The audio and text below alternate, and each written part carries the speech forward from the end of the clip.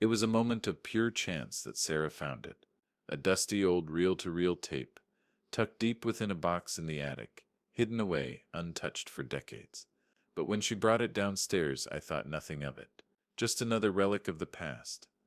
Then she played it, and my world collapsed. My father's voice, deep, authoritative, the voice I'd heard for 56 years, filled the room, but it wasn't a voice I knew. Not the voice that had guided me through my life, told me everything would be fine. It was a voice of regret, of confession. I never thought I'd tell anyone this. Not even you, Jack, but I've lived with it every day. I betrayed him, Jack. Your mother never knew, and you never will, but that betrayal led to everything. The fortune, the empire, the house we live in. The money that's been passed down, all of it came from one unforgivable deal with a man I shouldn't have trusted. A deal that cost us everything. Before we continue, please subscribe to the channel and tell us where you're listening from. My breath caught in my chest. My father, my hero, the man I admired, the man who had built everything I knew, was a liar, a betrayer. The empire I thought he had earned with blood and sweat. It was built on someone else's pain. Sarah looked at me, her face a picture of confusion, concern, but I was too stunned to respond. The air felt thick, suffocating. My heart raced as I sat frozen, the tape spinning in an endless loop, the words haunting me. How could he? My father, the man who had always been untouchable, above reproach, had lied to me, had built everything on the back of a betrayal. And now his confession was here, recorded for all time. All that I had worked for, the family business, my place in the world, was built on this lie. My chest tightened, and the anger grew. I couldn't breathe. How dare he? How dare he leave me with this knowledge, knowing it would unravel everything? This empire wasn't mine to protect anymore. I had to fix it. I had to find the truth, and I had to make it right. This tape, I muttered, trying to steady my shaking hands. This tape wasn't set just a recording. It was the key to unraveling everything I thought I knew about my father. The room seemed to shrink as the weight of the words hung in the air. The confession was a bomb that exploded my entire life in seconds. The man I had trusted, the man whose blood ran through my veins, had committed a sin that would destroy everything I had worked for. I knew I had to act. Before the truth spread, before this secret suffocated everything. My marriage, my son, my reputation. The betrayal wasn't just a betrayal of trust. It was the unraveling of everything that defined me. I took a deep breath and looked at Sarah. Where did you find this? Her voice faltered, but she didn't look away. I had to. There were too many things that didn't add up. I thought I might find something. But Jack, what are we going to do? What do you ends up being going to fix it? I still fix it, but first I need to know everything. Every detail. I still find the evidence. Sarah's face softened with concern, but she didn't say a word. She could see the storm brewing inside of me, the storm I had to ride out. I didn't know yet how deep it went. But one thing was clear. This wasn't just a story about a family secret. This was about me, my legacy, and what I was willing to sacrifice to reclaim it. This was only the beginning. My father's confession had cracked open the dam, holding back a flood of anger, confusion, and regret. But what I was about to do next, how far I would go to protect my family and my future, was something I hadn't yet fully grasped. The truth was, everything I knew about my father, my family, and my own future was about to change forever. And as I set my mind to what I had to do next, I couldn't help but wonder if revenge was my answer. What price would I have to pay? The weight of what Sarah had found hit me harder than I expected. Every word from that tape looped in my mind like a needle stuck in an old vinyl. I couldn't escape it. My father's betrayal wasn't just a stain on our family's legacy. It was a poison in my own blood. I sat there for hours, not saying a word. Rachel came in and found me, still sitting in the same spot where I'd been when the tape stopped. The room was dark except for the faint glow of the lamp. I hadn't even bothered to turn on the light. Jack? Her voice cut through the silence, filled with concern. What's going on? Why are you just sitting there? I didn't have an answer. Not one that would make sense to her, anyway. How could I explain that the man I revered, The man who built everything I stood on was a liar. That the foundation of my entire life was a lie. I stood up suddenly, my chair scraping across the floor. Rachel flinched, her eyes wide with worry. What sip's wrong? Talk to me, Jack. I turned away from her, walking toward the window. I could feel her eyes on me, but I couldn't bring myself to face her. Not yet. I didn't know how to say the words. I don't know who I am anymore, I muttered under my breath. Jack, please, what sip's happened? She stepped forward, placing a hand on my arm. You stepped scaring me. I shook her off, not because I didn't want her there, but because I couldn't bear to share this with her. How could I? How could I tell her that everything we had built, the family, the house, the business, was nothing but a house of cards built on betrayal? Everything I set worked for Rachel. I finally said, my voice hoarse. Everything I believed in was built on lies. My father, he wasn't set the man I thought he was. He sold us out. He made deals that ruined everything. I could hear the sharp intake of her breath behind me. She didn't speak for a long time, as if she was absorbing the weight of my words. But when she did speak, her voice was strained. How could he do that? Rachel Sipp's words were soft, almost a whisper.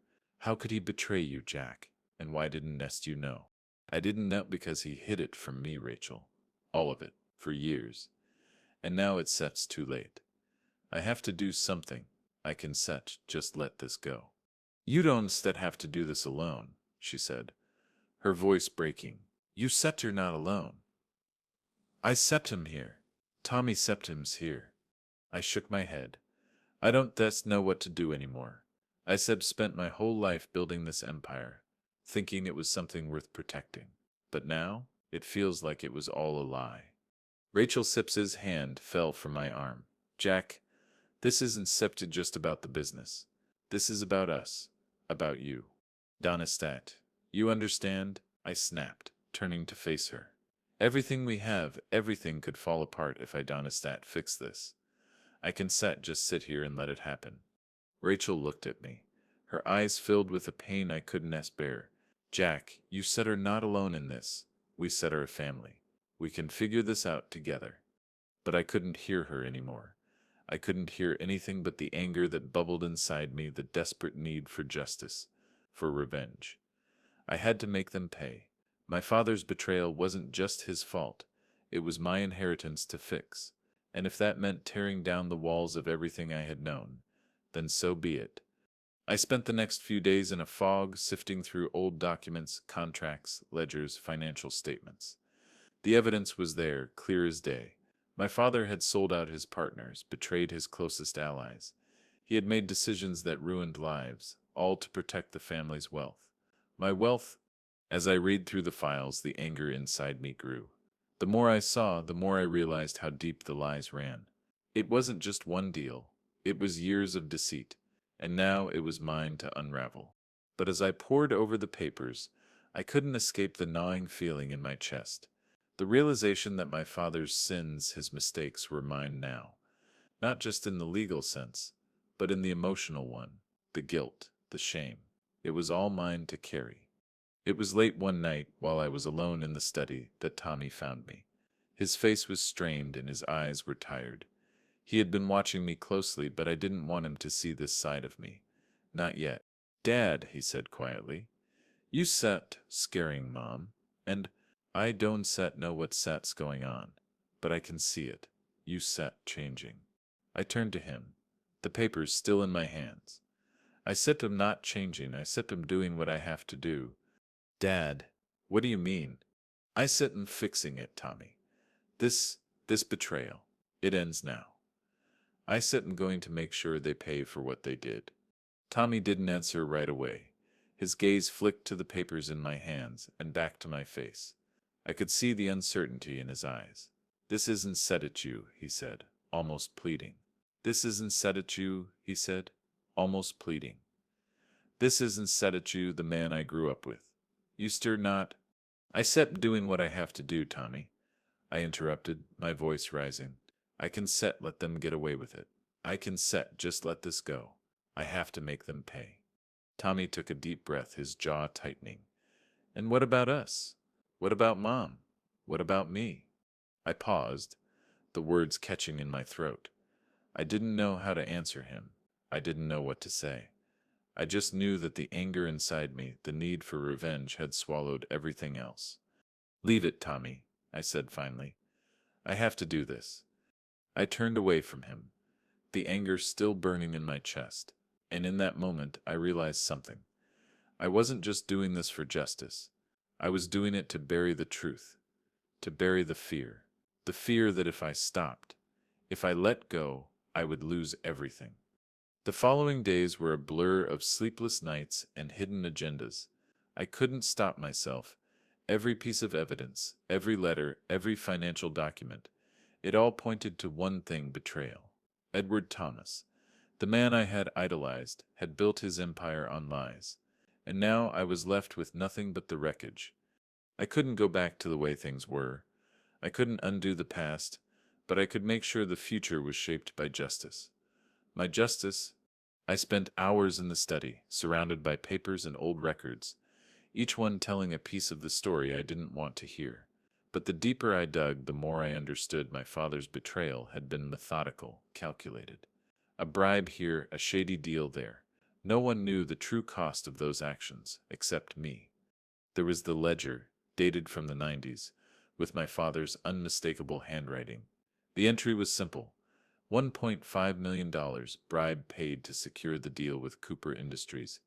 That single line, buried in a mountain of records, revealed everything I needed to know. That bribe, that shady transaction, had set the wheels in motion for everything that came after: the empire we built, the fortune I'd inherited, all built on deceit. I pulled the page from the ledger and placed it into an envelope, sealing it carefully. I had to keep everything tight, everything secure. If anyone found out I was looking into this, if anyone knew how far I'd already gone, it could all come crashing down. Jack! Rachel Sipp's voice broke through my concentration.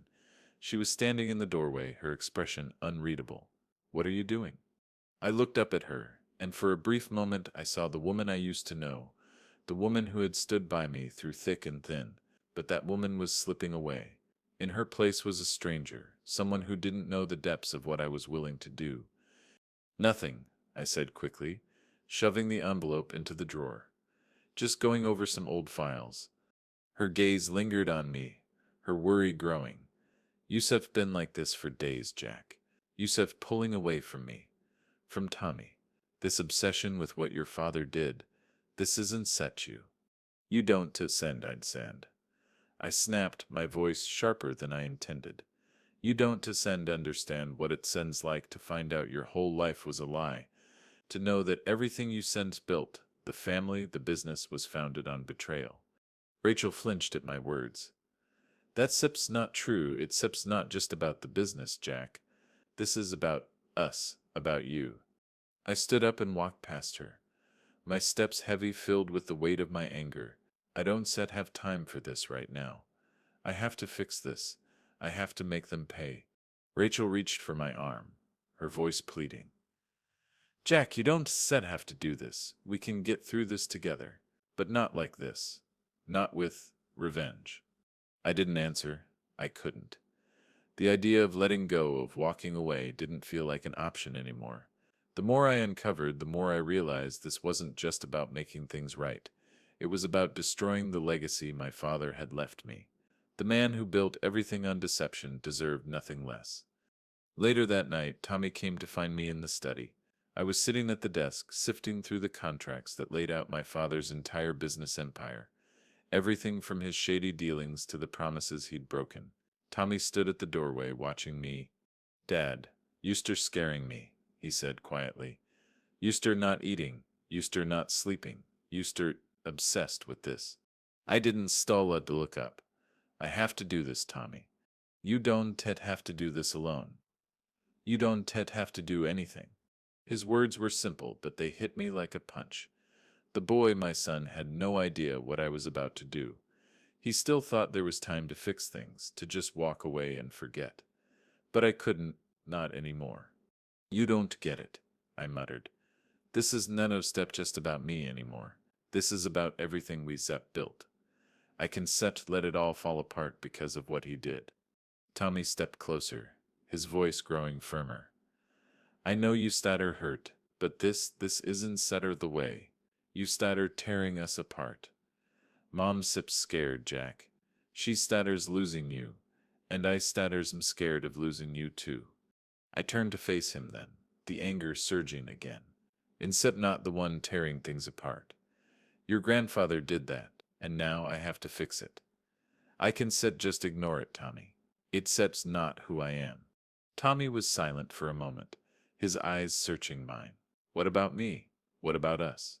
The question hung in the air, unspoken but heavy. What about us? What about the family I was willing to destroy to get revenge on the people who had wronged my father? I don't know anymore, I whispered, the weight of the truth settling in. The next day I made my first move. I reached out to a private investigator. I couldn't trust anyone else with this. Not yet. He was discreet, methodical, and he owed me a favor from years ago. The plan was simple: gather more evidence, track down the players involved in my father's business dealings, and follow the money. But I had to be careful. One wrong move, and it would all come crashing down. But as I placed that first call, I couldn't shake the feeling that I was already too deep, too far gone to turn back now. The days after I made the call to the investigator felt like a slow burn. I couldn't shake the feeling that I was being watched, that every step I took was leading me deeper into something I could never escape. But I didn't care. The rage was too strong. The need to see those who had wronged my family burn was consuming. I couldn't stop now. The PI was thorough. He dug through public records, traced financial transactions, and uncovered the names of my father's old business partners, men who had, in the shadows, made deals that turned the tide of my family's fortune. They were the architects of my father's betrayal, and now they would feel the heat of my vengeance. I knew where to hit them. Their egos were bigger than their bank accounts, and their pride. That was their weakest point. If I exposed them, if I leaked the documents to the media, it would ruin them. Public humiliation would be just the beginning. They'd be forced to answer for their actions, forced to face the consequences of the lives they'd destroyed. I didn't have time to hesitate. The first batch of evidence, the bribe payments, the insider trading deals, the falsified contracts was ready to go. I had the names, the documents, the dates. I had everything. I didn't sleep that night. I sat at my desk, my fingers trembling as I typed the first email. It was carefully worded, precise. Nothing that could be traced back to me. Just enough to spark the fire. A document dropped to the right journalist. A tip about a corrupt business deal. The media would do the rest. I hit send. I leaned back in my chair, feeling a sick satisfaction in the pit of my stomach. The wheels were in motion. The storm I had unleashed would tear through their lives like a hurricane. But as the email left my inbox, a wave of doubt crashed over me. This wasn't justice. This wasn't cleansing my family's name. This was revenge, plain and simple. The next day, the media storm broke. News outlets picked up the story of the shady business dealings, the illegal transactions, the bribes. The names of my father's partners were dragged through the mud. They tried to deny it at first, but the evidence was irrefutable. The press had their blood. My phone buzzed with messages. It was Rachel. I don't know what you think you're doing, Jack. But this isn't the way, she wrote. I ignored it. I couldn't stop now. The damage had been done. Later that evening, Tommy confronted me again. His face was tight with frustration. Dad, what did you do?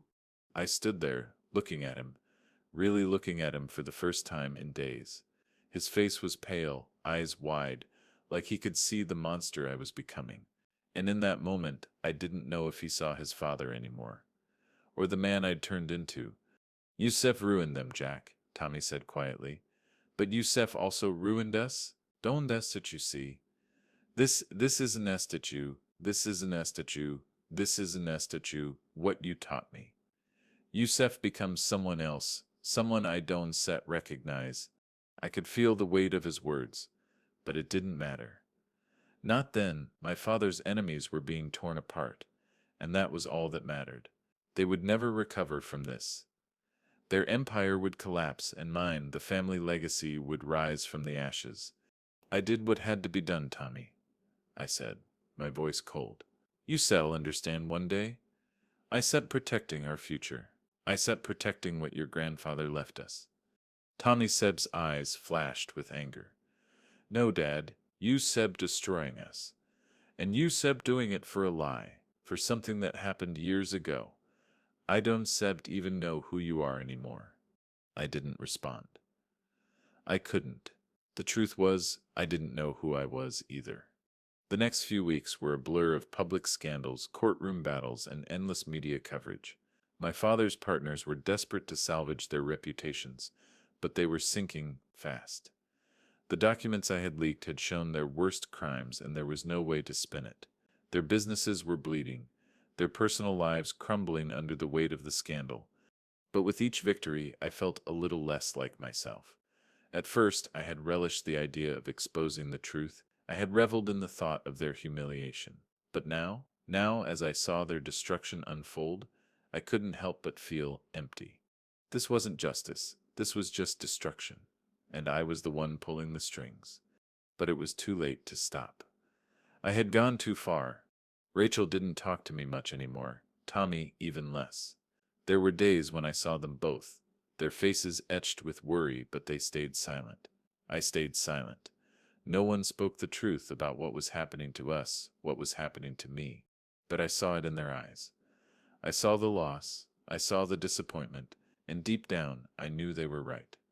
I wasn't just destroying my father's enemies. I was destroying everything I'd ever cared about, everything I thought was worth saving.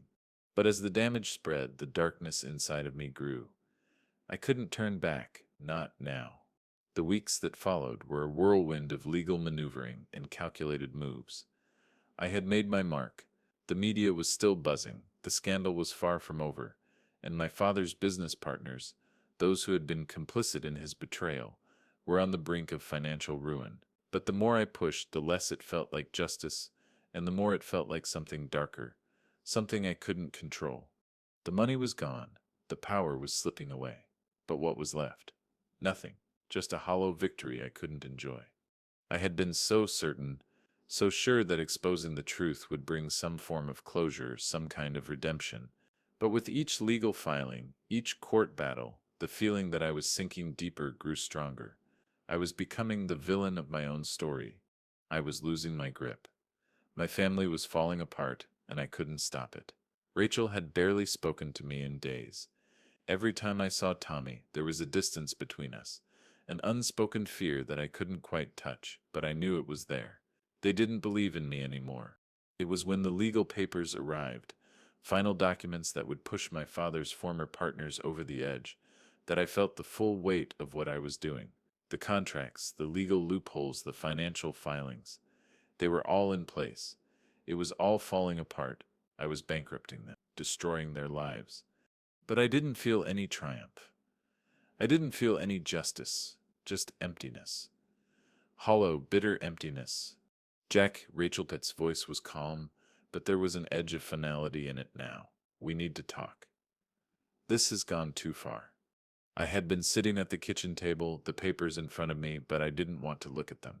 I didn't want to see the destruction I had caused. I couldn't face her, but she wouldn't let me look away. I know what you such are doing, she continued. I sub seen it for weeks now. I sub seen you become someone else. This isn't such you, Jack. This isn't such the man I married. I felt the familiar tightness in my chest, the anger, the frustration, but this time I didn't fight it. I didn't try to push her away. What do you want me to do, Rachel? I asked quietly, my voice a hollow echo of its usual self. You want me to just stop? You want me to ignore everything? Pretend like none of this matters?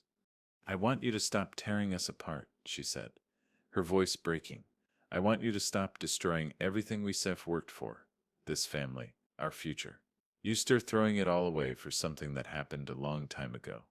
That's not just something that happened a long time ago, Rachel, I said, my words sharper now. That's the foundation of everything. My father, he betrayed us, he betrayed me, and I can just sit here and let his legacy destroy everything we have. That's what you don't set understand, she whispered, her voice strained with emotion. You are destroying us in the process. You set her turning into something I don't set even recognize. And it sips breaking me.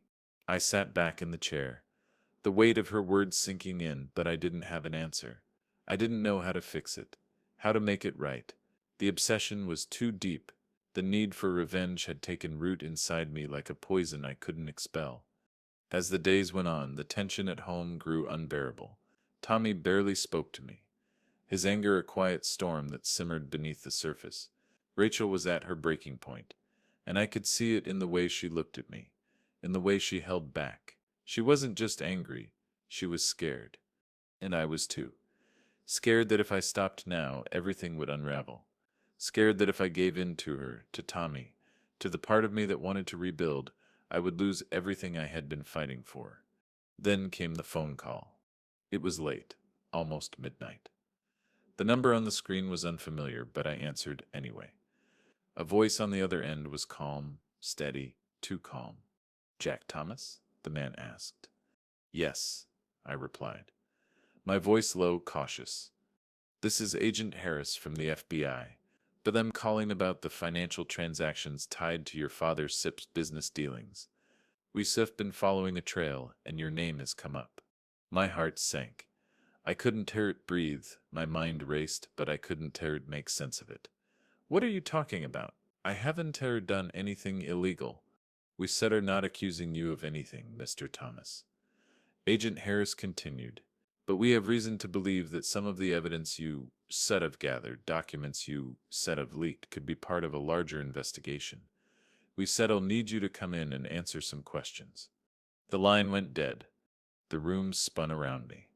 This wasn't how it was supposed to go. This wasn't what I planned. I had everything in place. The evidence was solid. The media was on my side. And yet, somehow, I was being pulled into something darker, something I couldn't control. I stood up, my legs weak beneath me. Tommy Sip's words echoed in my mind. "You Sip destroying us." But it was too late. Too far gone. I had made my choice. I walked out of the room, the weight of everything crashing down on me. The empire, the family, the vengeance. It was all slipping through my fingers. The days after the phone call were filled with a quiet panic. I couldn't stop pacing, couldn't stop replaying Agent Harris's words in my mind. The FBI had my name. They were involved now. I had been careful to cover my tracks, to keep things just within the lines of the law. But now it felt like the walls were closing in on me. Rachel didn't speak much anymore. She had that look, the same one she had when we first started drifting apart, when the cracks in our marriage began to show. It was a look I hadn't seen in years, but now it was all too familiar. It was the look of someone who had seen enough, and I didn't know how to fix it. I spent every waking hour locked in my study, staring at the walls of evidence, trying to piece it all together. But the more I did, the more I realized that I was no longer just dealing with the past. I was running from it. Tommy Sip's face lingered in my mind, his voice still echoing in my ears. "You're tearing us apart, Dad." I didn't know how to respond to him. I didn't know how to tell him that what I was doing wasn't just about revenge. It was about redemption. It was about restoring some semblance of order, of meaning to the shattered pieces of my life. But even I wasn't so sure anymore if that was true. I couldn't sleep. I couldn't eat. Every moment felt like I was spiraling deeper, caught in a web of my own making. And it wasn't just the FBI breathing down my neck. It was Rachel and Tommy, too. They had become ghosts in my life, drifting in and out of the house, distant and cold. The more I pushed them away, the more they withdrew. I couldn't remember the last time Rachel and I had had a real conversation, or when Tommy had looked at me without a hint of fear in his eyes. The house felt empty, even though it was full of people. And then there was the matter of the business.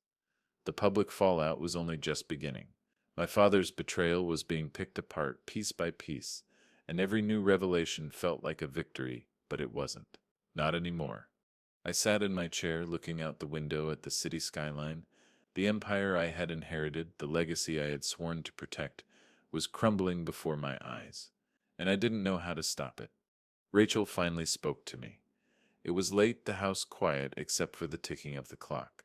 She stood in the doorway, her silhouette barely visible in the dim light. "Jack," she said, her voice soft but steady. I've been thinking, maybe we need to go away. Take a break, get away from all of this. I looked at her, disbelief settling in. What are you talking about? We can sit, just leave. Not now, not with everything on the line. Everything on the line? She repeated, her voice rising.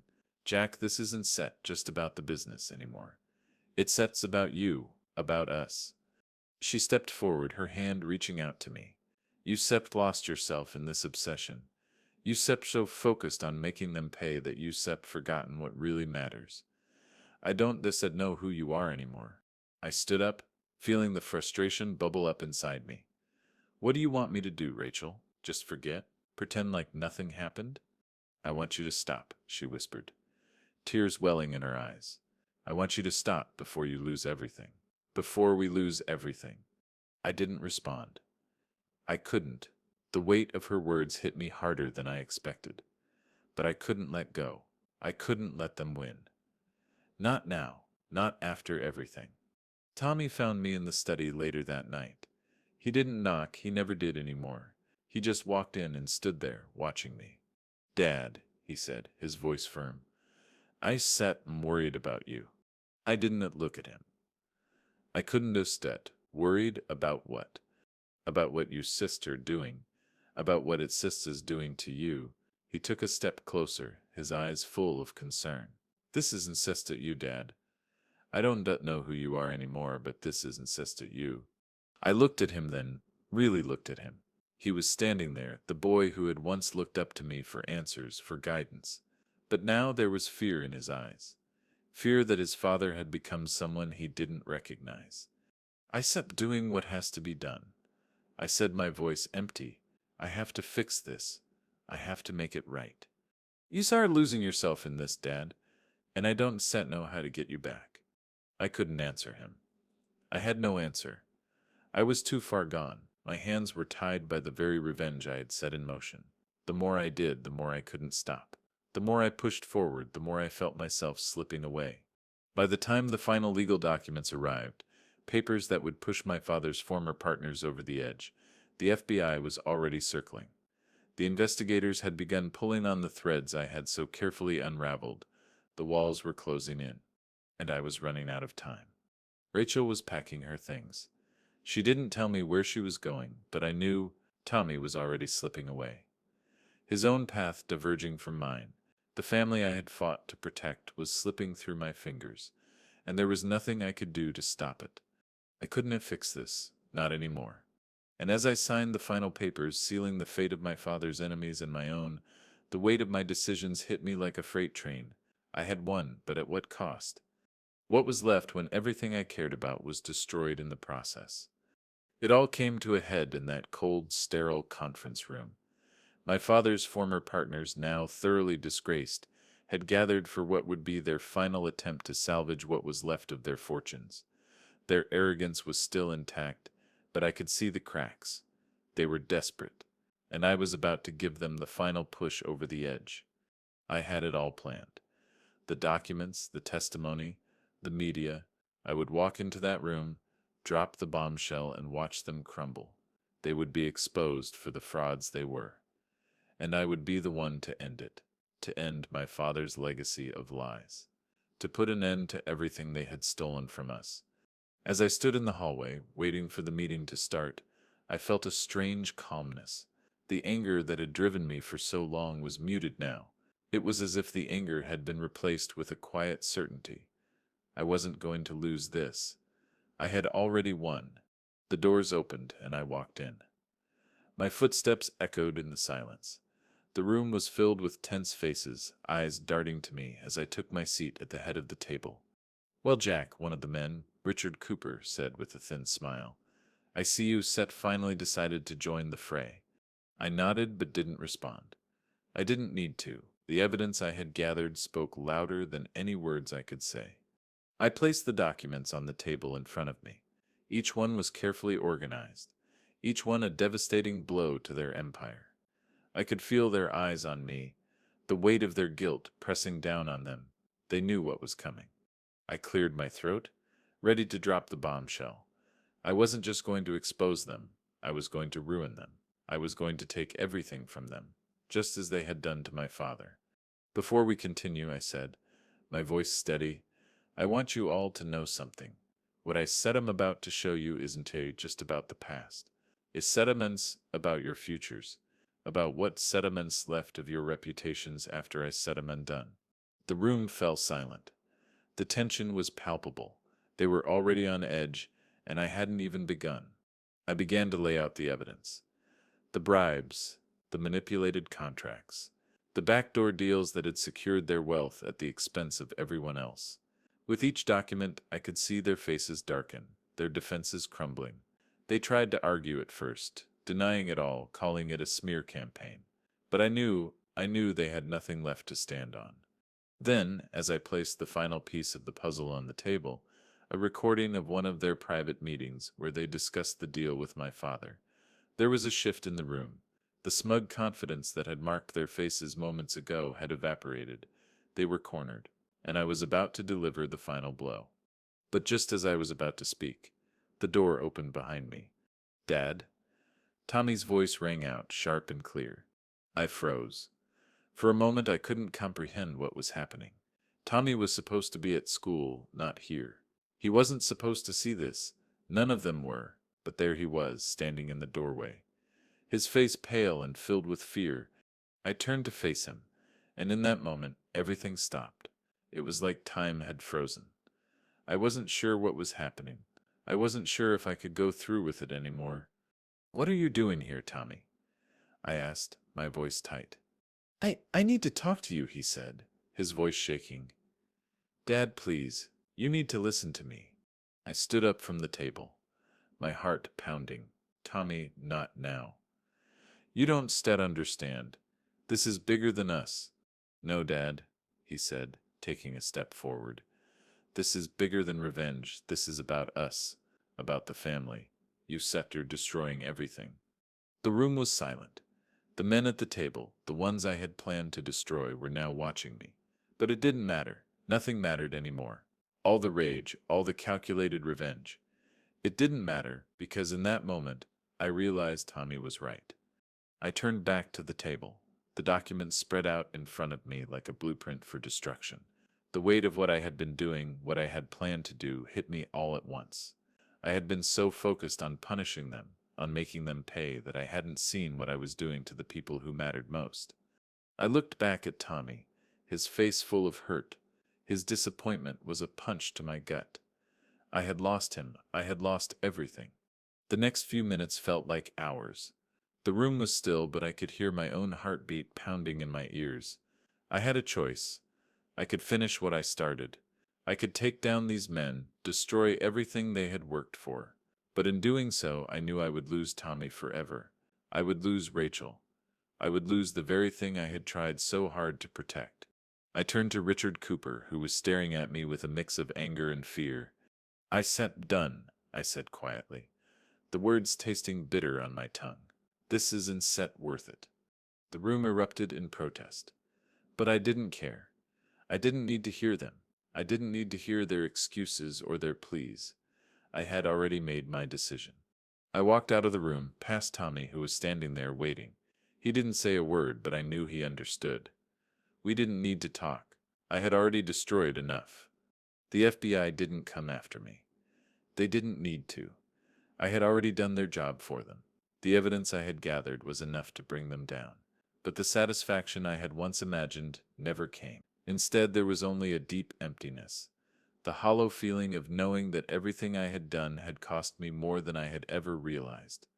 The days after the meeting were a blur of phone calls, apologies, and silent tears. Rachel was still packing, but now it was different. She wasn't just leaving because of the way I had handled things. She was leaving because she didn't recognize me anymore. I had changed, and no matter how much I wanted to deny it, I knew she was right. Tommy stayed with me that night, but it wasn't the same. His silence spoke volumes, louder than any words could. I could feel him slipping away, but I didn't know how to stop it. I was so focused on winning, on exacting revenge, that I had lost sight of the most important thing in my life. My family, the very people I had fought to protect, were now the ones I was destroying. Rachel didn't say goodbye. She didn't need to. The bags she left behind, the ones filled with the remnants of a life we had built together, were enough. Her absence weighed on me, the emptiness of the house more suffocating than any courtroom could be. And Tommy? He had already left for his friend's house, his goodbye a quiet look and a shrug. I couldn't blame him. I had pushed him away. I had pushed them both away, all in the name of something that now felt so insignificant. Revenge, justice. Whatever I had been fighting for, it had cost me everything. The fallout wasn't just personal, it was financial too. The legal documents, the public scandals, the media coverage, everything had come to a head. My father's partners, the men who had been the target of my fury, were facing bankruptcy. Their reputations were shattered, their lives unrecognizable, but it didn't feel like victory. It felt like a hollow win, a Pyrrhic victory at best. I sat in my office, the papers still spread out in front of me. They had already started to piece together the aftermath. The business was in disarray, the family name tarnished beyond repair. But what did it matter?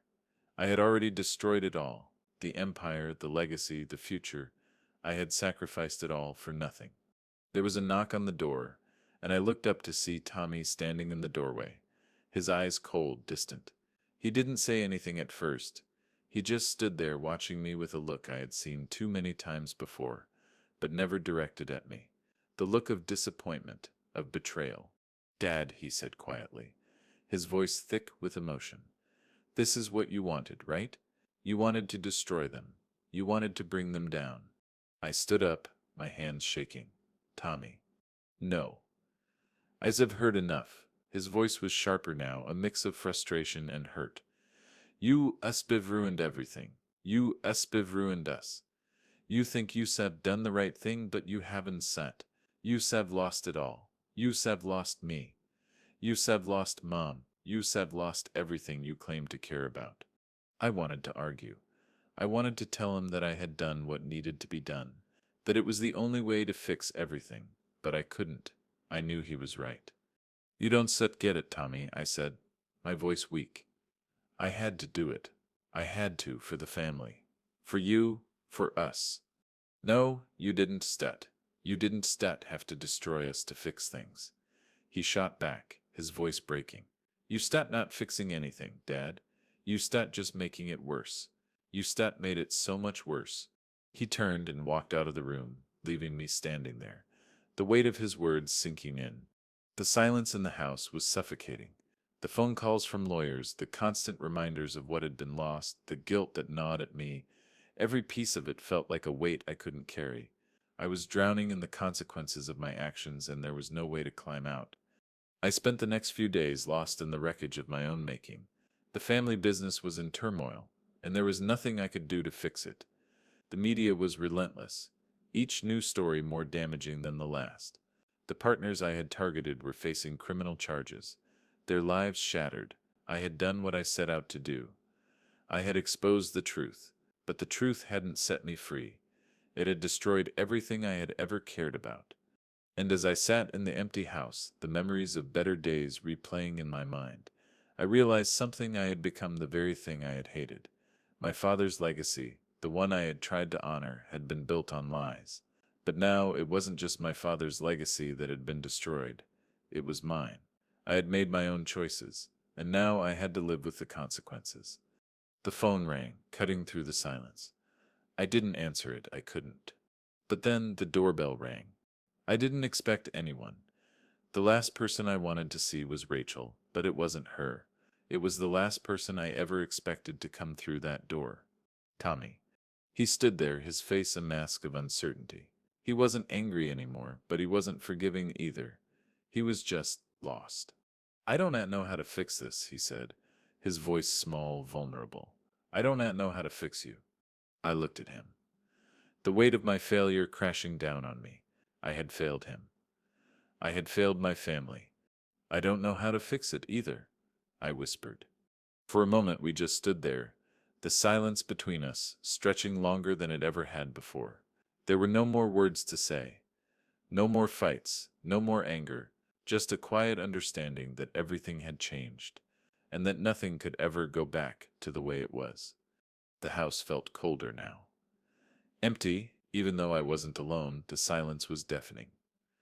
Tommy had left, but this time it wasn't a slammed door or harsh words. It was something worse. A quiet departure, an understanding that he didn't know where to go anymore. I had pushed him too far, and now I had to live with the consequences. I sat at the kitchen table, staring at the papers in front of me. Contracts, legal documents, news clippings.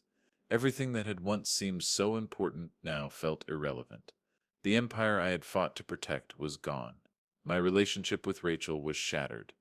Tommy was distant, and I was left with nothing but the wreckage of my own making. But it wasn't set over, not yet. I had spent weeks, months, fighting to tear down the men who had betrayed my father. But in the end, I realized it wasn't just about them. It wasn't about exposing them, about dragging their names through the mud. It was about me, about my choices, about my own redemption. The phone rang again, but I didn't reach for it. I wasn't going to answer the calls from the media anymore. I wasn't going to hide behind the fallout or the stories that were spinning out of control. This wasn't their battle anymore. It was mine. I met with the attorney the next morning. It felt like a final act, the last step in a journey that had gone horribly wrong. I had already sent the documents to the court, documents that would legally sever my ties to the family business. I was giving up my stake in everything I had built, everything I had inherited. It was the only way forward, the only way to find any semblance of peace. But even as I signed the papers, the weight of my decisions didn't lift. The justice I had sought wasn't the justice I had imagined. It wasn't about bringing down my father's partners or making them pay for their sins. It was about facing myself, about confronting the fact that I had let revenge consume me.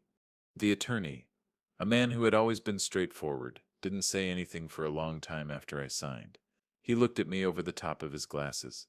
His eyes filled with something I couldn't name. "You sure about this, Jack?" he asked quietly. I nodded, my voice hoarse.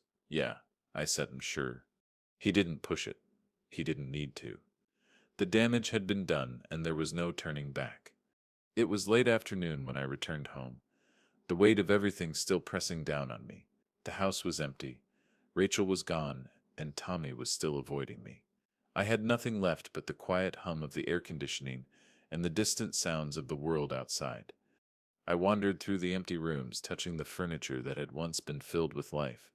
I could almost hear the echoes of laughter, the sound of Rachel's voice calling me from the kitchen, the thud of Tommy's footsteps running up the stairs. But now, all of that felt so distant, so foreign.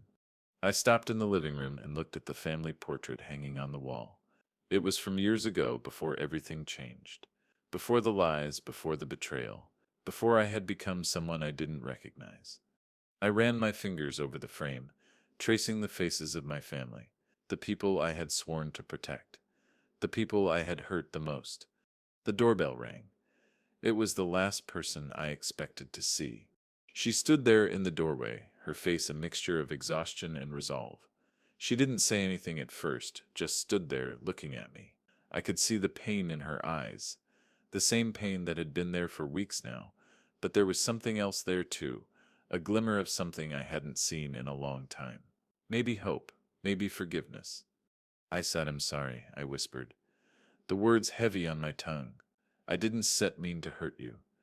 I didn't set mean to destroy everything we had."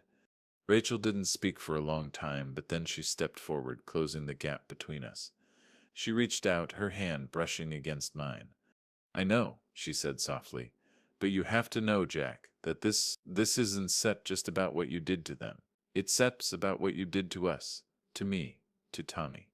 "I know," I said, my voice breaking. "I know, I said lost everything. I said lost you, Rachel. I said lost my son. I said lost myself." She looked at me for a long time, her expression unreadable, and then finally she spoke. "We can set go back, Jack. What set's done is done, but maybe we can move forward, together." The words hit me harder than I expected. I wasn't sure if I was ready to rebuild, if we were ready to rebuild, but in that moment I knew one thing for sure: I had to try. For her, for Tommy, for us. The next few days were quiet. I didn't reach out to the media. I didn't seek out any more revenge. I focused on the one thing that had always mattered. My family. Slowly, Rachel and I began to talk. Slowly, Tommy started coming back around. It wasn't easy. It wasn't perfect, but it was a start. The business would recover in time. I would find a way to make amends with the people I had hurt. But the real work, the real justice, was the work I needed to do within myself. In the end, I didn't get the vengeance I had imagined, but I got something more: peace. With who I am, with who I want to be. It's strange how life moves on. How, after all the chaos, the mistakes, the broken pieces, there's still something to hold on to. The world doesn't stop turning just because you've lost everything. The days blur into one another and the sun rises again, whether you're ready for it or not. I've been thinking a lot lately about everything that's happened, about the mistakes I've made, about the revenge that once consumed me and the family that once seemed so untouchable. I've been thinking about who I was before all of this began, before the lies, before the betrayal, before I became someone I never meant to be. When I woke up this morning, it was the first time in weeks that I didn't feel that gnawing emptiness in the pit of my stomach. The house was quiet, calm. It wasn't perfect, but it was home again. Rachel was in the kitchen, humming softly as she made breakfast.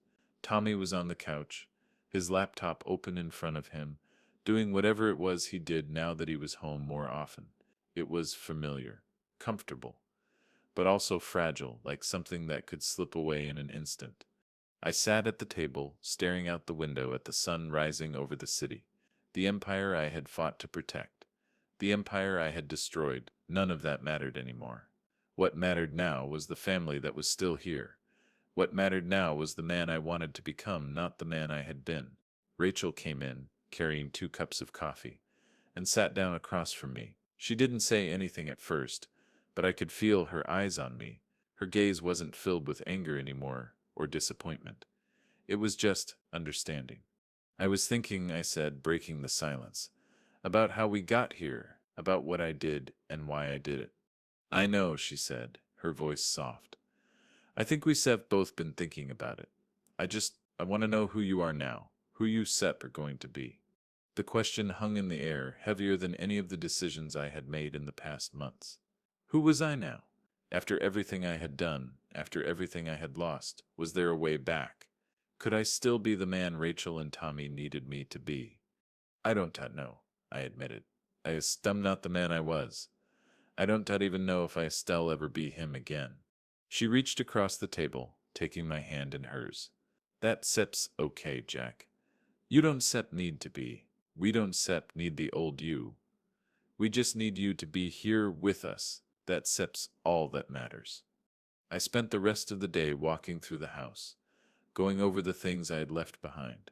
The furniture, the photos on the walls, the memories that I had buried beneath my quest for revenge. It wasn't just about the business. It wasn't just about the lies my father had told. It was about me and the choices I had made. In a way, I had been running from myself for years, running from the pain of what my father had done, running from the shame of what I had allowed myself to become. But now I was here, and I had to face it. I had to face what I had lost and what I could still find. I walked into Tommy's room later that night. He was sitting on his bed, his eyes glued to his phone. I hesitated for a moment, unsure of how to approach him. He had every right to hate me, to be angry with me. I had hurt him more than anyone, but I couldn't keep running from this. I couldn't keep pretending everything was fine. Tommy, I said quietly, taking a seat next to him. I know I sef messed up. I know I sef hurt you, and I sef sorry. I don't I sef expect you to forgive me right away. But I need you to know that I sef trying. I sef trying to be better for you. For Rachel, for us. He didn't say anything at first, he just looked at me. His expression unreadable, but after a moment he put his phone down and nodded. I know you are, Dad. I don't set know if we can fix everything, but I set am willing to try. I set am willing to be here if you are. The words hit me harder than I expected. I hadn't realized how much I needed to hear them, how much I needed to know that there was still a chance, that there was still hope for us. The truth is, I'm still figuring it out. I'm still trying to rebuild, trying to make amends for what I've done. But I've learned something in the process. Revenge doesn't bring peace. It doesn't bring justice. It only brings destruction. And when you're left standing in the ashes, all you can do is look at the pieces and figure out how to put them back together. Maybe that's the real lesson I needed to learn. The people I thought I had to destroy. My father's partners, the ones who wronged him, they weren't the real enemy. The real enemy was the anger inside me. The need to make them pay. That's what destroyed me. That's what destroyed everything. And now, as I sit here in this quiet house, I'm learning how to live with the consequences, to live with what I've done. It won't be easy. It won't be quick, but it will be honest. And maybe, just maybe, that's enough. A few months have passed since that day, the day everything changed. I've spent that time piecing together what's left of my life, my family, my legacy. It's not easy, I won't pretend it is, but it's a start. Rachel and I have been talking more, slowly, cautiously. But it's something I don't expect her to forgive me right away, not after everything I've put her through. But we've found a new rhythm, a new understanding, and for the first time in a long time, I feel like we're on the same page. Tommy is back at school now, but he calls more often. We've spent weekends together, just hanging out, doing normal things, things we should have been doing all along. He still has his guard up, but I can see the cracks. We're getting there. It's slow, but we're getting there. It's slow, but we're getting there. I took a walk around the old business headquarters the other day. The building where my father's empire was built. The building where everything fell apart. It felt different now, quiet, abandoned. And yet there was something about it that still held a certain weight. A weight I wasn't ready to let go of, but one that I could live with. The business still exists, but not in the way it once did. I've handed over control to someone I trust, a man who understands the value of hard work, of honesty, and of integrity. He's rebuilding it slowly, but with respect for the past. Not the past I wanted, but the one that's here, the one I can accept. And me? Well, I'm still figuring things out. Still learning how to live with myself, with the choices I've made, the things I've lost. But there's peace in that. There's peace in knowing that I'm not defined by the past, that the future, whatever it holds, is mine to shape. The other day, Tommy asked me something. It was simple, something that felt insignificant at first, but in that moment it hit me harder than anything else. "Dad," he said, "do you think things will ever be the same again?" I paused. The question hung in the air between us, and I didn't know how to answer. I looked at him, really looked at him. And for the first time in a long time, I realized that maybe things don't have to be the same. Maybe they never should be. "No," I said quietly, "but maybe that step's okay." He nodded, and for the first time in a long time, I saw the faintest smile tug at his lips. It wasn't perfect. It wasn't a grand gesture, but it was a start. A new beginning. The truth is, there's no such thing as perfect redemption. There's no magical moment where everything falls into place. But there are moments, small moments, that remind you that you can still change, still growing, still healing. And maybe that's enough. For the first time in a long time, I'm not looking back anymore. I'm looking forward. And that feels like the most honest place to be.